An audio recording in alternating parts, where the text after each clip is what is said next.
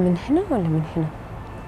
كلنا اتسألنا في يوم من الأيام سؤال توهنا، خلانا نسيب مكان حبيناه أو وقفنا فيه كتير، خلانا نسرح نغمض عشان نفكر في الإجابة المناسبة.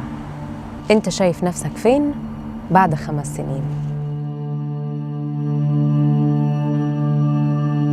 الإجابات في أول مرة بنتسأل فيها بتكون مثالية. أشوف نفسي فين بعد 5 سنين؟ أشوف نفسي في هوليوود، صانع محتوى، بقيت حاجة كويسة في فيسبوك أو يوتيوب. بس حقيقي إحنا ما بنبقاش عارفين الإجابة الحقيقية فين. في مننا اللي قعد وخطط، وفي اللي مشي غامر وانطلق. بس أول ما الرحلة بتبدأ تكتشف حاجات ممكن تخليك تغير رأيك.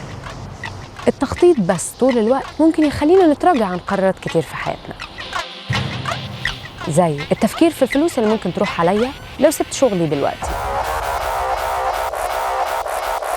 وإذا سافرت بلد جديدة هل هتأقلم؟ وساعات بنبقى مكبرين الموضوع أكتر من الواقع. هل لازم يكون عندنا خطة واضحة وصريحة في حياتنا عشان ننجح؟ نحسب هنخاطر قد إيه وهنكسب إيه؟ ولا في طريق تاني للنجاح لا يعتمد على التخطيط، مبني على المغامرة أو العشوائية؟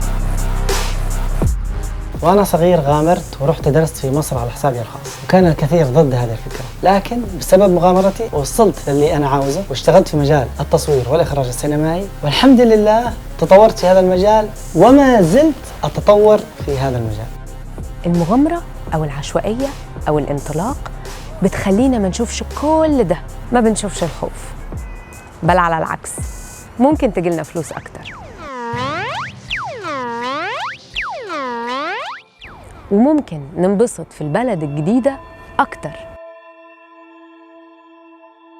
ونقابل ناس يكملوا معانا طول العمر.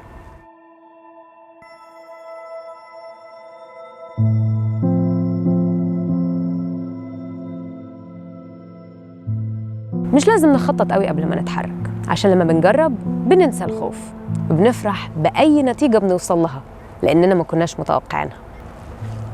خططوا شوية وغامروا كتير وانسوا الخوف. أشوفكم في حلقة جديدة من سبوتس. أشوفكم في هوليوود بعد 5 سنين. تهز راسك موافقة؟ تهز راسك انك مش عارفة؟